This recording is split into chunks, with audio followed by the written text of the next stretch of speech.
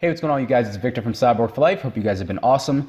Now, I got another question from someone to do a video on how to determine if limb lengthening surgery is right for you. So there's a few criteria that you need to meet in order to justify your decision to go through with the procedure. So we're going to talk about each in detail so you can make that call. So first up, we have the nagging problem. If you thought about getting limb lengthening surgery done for cosmetic reasons to get taller, and you just say to yourself, well, I'm 5'7", I want to gain a few inches to get taller because it'll be cool. Well, no, it's not good enough, because multiple surgeons that I've spoken to have all said that their best and most ideal patients are the ones who have a really strong and motivational reason why they want to get it done, so that they can push harder when things get tough. Because newsflash, things are going to get tough. All right. And the two main motivational factors in life that'll get anyone to do anything is how much it'll move someone away from pain and or towards pleasure. And this is especially true for cosmetic stature lengthening. And I'm not referring to being a little bit scared or worried about how things will turn out on the other side of the procedure, because that's normal, that's expected. What I'm saying is that you need to make sure that your dissatisfaction with your height is serious enough that it bothers you and distracts you, I don't know, to the point where you really can't focus on what you need to in everyday life. Okay, in the end, it basically holds you back from being fully content and happy with that aspect of your life, okay? So if that sounds familiar to you and you strongly believe that limb lengthening surgery will significantly improve your life, then you've met this criteria and you can move on to the next one. So next up, we have the means to get it done. So this one's pretty straightforward because cosmetic limb lengthening is extremely expensive. We all know that. And the price is an obstacle for many people. And the only way to pay for it is really through out-of-pocket personal funding. So saving up, cutting costs, possibly getting a personal loan are really your only options to pay for it, because it can't be financed at the moment.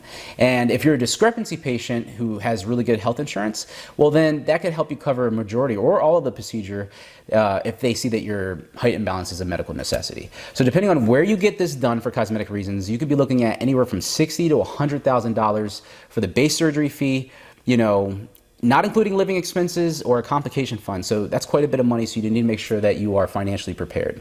Then we have getting it done correctly. So this refers to picking a good and experienced surgeon who has a good track record of successful patient cases where they can ensure good bone alignment. You know, they have proactive measures in place so in case something does go wrong, outside of the inevitable minor complications like getting tight, which is going to happen, and possibly minor nerve issues that usually resolve themselves over time. But if you've done your research and you've consulted with the surgeon and you feel really confident that they can do a good job, then you can check this off the list as well. Next up, we have recovering well after consolidation.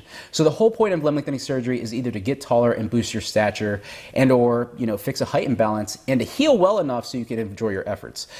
Every limb lengthening surgeon, much like myself, preaches about how important physical therapy is to a successful procedure outcome. Now, you need to make sure that you can dedicate yourself to 3 to 4 months of intense physical therapy after the initial surgery, followed by another 3 to 4 months of rehab and rebuilding after your bone starts to heal, okay? Then you should be in decent shape and be able to regain a normal walk. Being okay if things aren't 100% on the other end. I recently read a comment from someone who said how my videos have helped him decide that the surgery was not for him because of the chance that things might not be perfect on the other end. And I can't tell you how happy I was that this person made this educated decision on their own, because it shows me that the channel is doing its job. It's educating patients on the limb lengthening procedure, and it's being super transparent about the risks involved so that everyone can make an informed decision. Now, this not only relates to the physical abilities possibly being less than 100%, but also that proportions might not be perfect. There might be some residual nerve pain, scarring, okay? And also possibly keeping this secret from those outside of your inner circle. So if you're aware of these risks and you can make peace with yourselves, if some complication does come up and, you know, things aren't 100% on the other end, then you've met this criteria as well, and limb lengthening surgery should be okay for you. So this was also true for me, because when I went into limb lengthening surgery, I was willing to sacrifice my sport of drug-free pro-natural bodybuilding.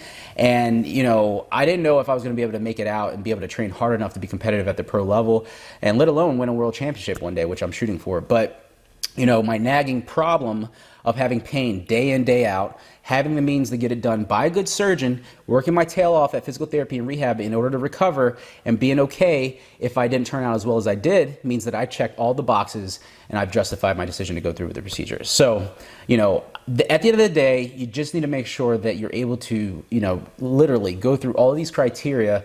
Then limb lengthening surgery might make sense for you. And that goes for both cosmetic patients and discrepancy patients. Finally, we have a few factors that don't justify getting limb lengthening surgery done. And that is caring what others think. And that includes family and friends. So unless you're married or you have kids, and that's a different collective decision because it affects them. But at the end of the day, this is your choice. And you need to make this about you. And if you do, you're on the right track. Which brings me to the last factor, not doing this for somebody else, because this is not the type of procedure that you want to do because of peer pressure. I mean, if you do, I promise you, it could break you mentally. And for example, guys, don't let girls dictate your reason to go through with this procedure. I mean, literally, do it for yourself, and I promise you, if you're truly, truly happy with the end result after everything's said and done, you are going to exude this, I don't know, alpha level of confidence that's going to attract them all like no tomorrow, okay?